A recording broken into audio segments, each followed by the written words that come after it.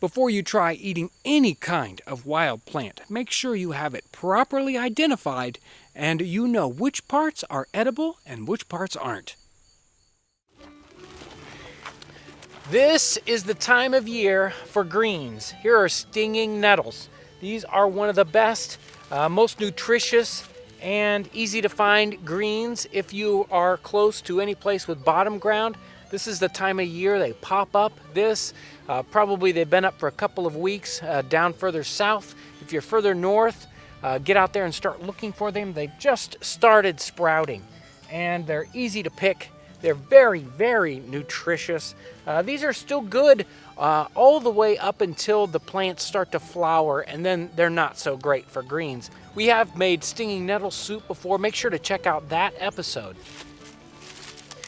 Here's another great green for this springtime of year. You might be walking through the woods and you'll say, oh, that's just a clump of grass.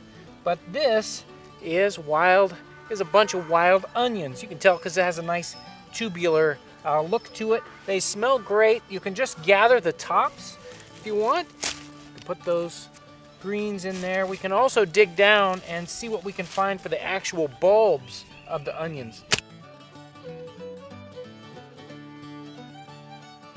Those are a great addition that we can let dry out and or use them fresh just like this. Here's another spring green you might find growing up this is right next to our house here. Here's some garlic mustard.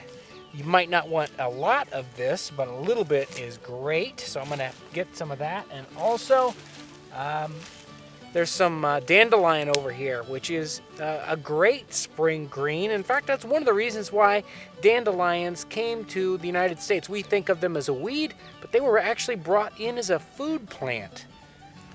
Okay, here we've got our springtime greens. I've got some stinging nettles, some wild onions. There's some garlic mustard and maybe a little bit of dandelion greens in here. These are going to be a great springtime soup. If there are some different kinds of spring greens in your areas, make sure to give us some comments below about that. Make sure to watch also on Monday where I use these spring greens to make a great springtime soup. Thanks for watching.